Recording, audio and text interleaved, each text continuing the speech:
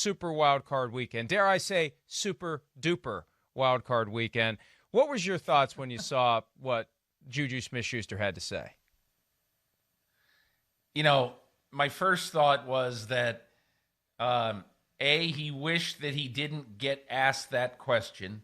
B, what sort of word salad can I put together to get out of here, to get out of this question? And C, he probably just should have said, man, the Browns look great this year. Next question. I don't know. Mike, I guess it's being 63 years old. I don't really take what players say in pregame press conferences unless he were to say Baker Mayfield stinks and Kevin Stefanski is a moron. I don't really take much out of that. That's A. And B, when is the last time ever that you've heard a player after a game say, you know what, I played harder because JuJu Smith-Schuster wasn't very complimentary of us? Well, it was just a couple weeks ago, Peter. It was when JuJu danced on the logo in Cleveland, and Von Bell got a shot at him, and he blasted him into the next county and said so after the game. So it happens. It's real. Yes. It is. It's real. It is real. Of all the guys on the Steelers roster who shouldn't be talking, it's JuJu. It is real, but that was an action. That was not words. That was an action. The same thing the Cowboys did to Terrell Owens a generation ago. And so I totally understand that. I would have done the same thing if I were a player. I would have blasted him legally as hard as I could. But it's different when you're just sitting there. Hey, what do you think of the Browns? Well, the Browns are the Browns. It's meaningless. It's meaningless. Anyway. I hate the phrase "we can agree to disagree." Anytime someone says that to me, I say I disagree to disagree because I'm right. There's no disagreement. But let me tell you this, and we're going to talk about all of the playoff games today. I guarantee you that Tom Brady has been using the thing that Chase Young said, which wasn't really all that inflammatory, but this is a guy who will use anything to reach an extra level of frenzy if need be. And, of course, Brady, when he had an opportunity to talk about it, everything's great, everything's fine, and he laughs it off. I think the fire that already was burning in his belly has an extra coal or two on it when something like that said. These are football players, because I've seen this too many times where they try to act like they don't listen and they act like they don't care. But the actions that follow the words tell me that they really do. They'd like us to think they don't, whether it's words from us, words from other players, words from fans, words from coaches. I think they act like it doesn't matter because they don't want to dignify the reality that they actually hear us because they're here and we're there. But they hear it and they use it whenever they can. And as we learned with Michael Jordan from the excellent documentary that seems like it was a decade ago when that was unfolding, an episode or two per week, they'll make stuff up if they have to, if it gets them into the mindset where they want to be. I guess so. I just simply think that, players are going to play in a game and they're going to give their maximum effort. And if I had a player on my team, if I coached and I had a player on my team, and look, I understand the Tom Brady way. Kevin Green was like that a lot, God rest his soul, where every time he would look for the tiniest slight. Brady does that too. Players throughout history have done that. But most of the time, these tiny slights are invented crapola. If Chase Young says, I want Brady, that doesn't mean Brady stinks. It means this is the highlight of my life. I can't wait to play Tom Brady. Give me Brady. That's how I take it. I don't take it, oh man, I can't wait to sack Brady 6 times because he's an immobile sack of potatoes. No, it means I want to play Tom Brady. Right, and Brady takes it as Brady stinks. That's the point.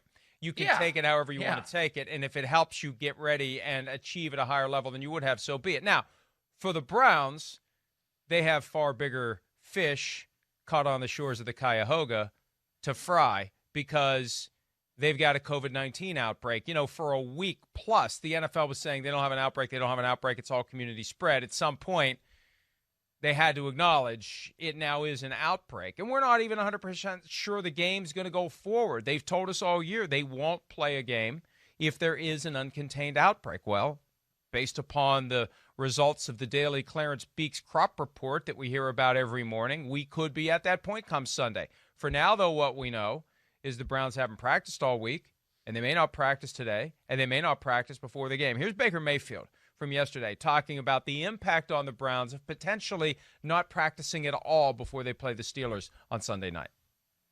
It is what it is. There's no excuses, but luckily we just played them last week, so it's not like we're practicing against a bunch of different, a whole new defense, essentially, is what I'm trying to get at.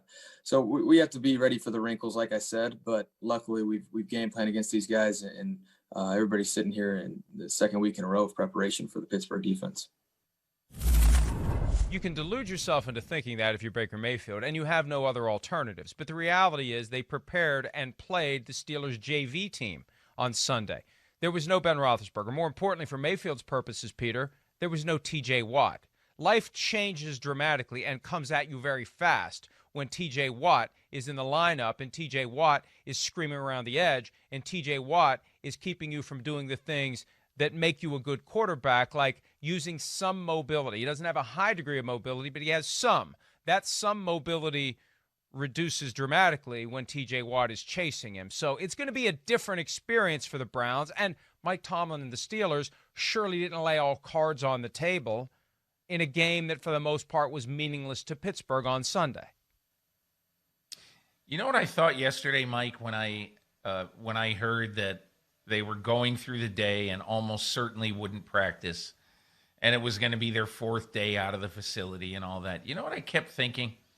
I kept thinking, if you're Mike Tomlin, you're Ben Roethlisberger, you're the Pittsburgh Steelers, can you imagine what will happen if the NFL says to you, this game has now been postponed until Tuesday? Can you imagine the fervor in that building and the anger in that building that your playoff lives are getting messed with by this team? You know what I'd do if I were Art Rooney? I'd call Roger Goodell and I'd say, look, if you are going to push this game back, we want our next game to be on Monday, not on Sunday. And in fact, in the Department of Unintended Consequences, how great would it be and how big would the number be? Pittsburgh at Buffalo, Monday Night Football, basically having one game Saturday, two Sunday, and a Monday night game on divisional playoff weekend. That's where my mind went yesterday. But as far as what's going on right now, look, all I can think of at this time of year is when J.C. Tretter, of the NFLPA president and, the center of the Cleveland Browns, when he put out his little manifesto a couple of weeks ago and said, we don't want any off-season programs anymore, there's something late in the season that isn't bad about staying off your feet and maybe getting on a treadmill to run for 20 minutes in a day, but otherwise, and lifting a couple of weights, but otherwise staying off your feet, resting. And Ben Roethlisberger did it before the Cincinnati game this year, played one of his best games of the year. So all I'm saying is I'm not sure that it's the worst thing in the world that you don't practice intensively. And if you do play, Kevin Stefanski has already sort of made it happen. Twice this year on game days, he's had walkthroughs when he's had to get players up and ready to go. So I don't know. That's my word salad of thought about what happened to the Browns.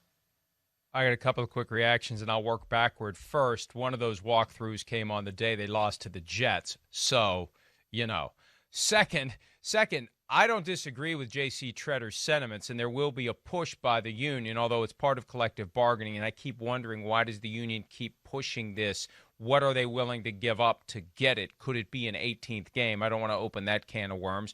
But if you do have one team shut down and the other team still practicing, what will that look like when they play?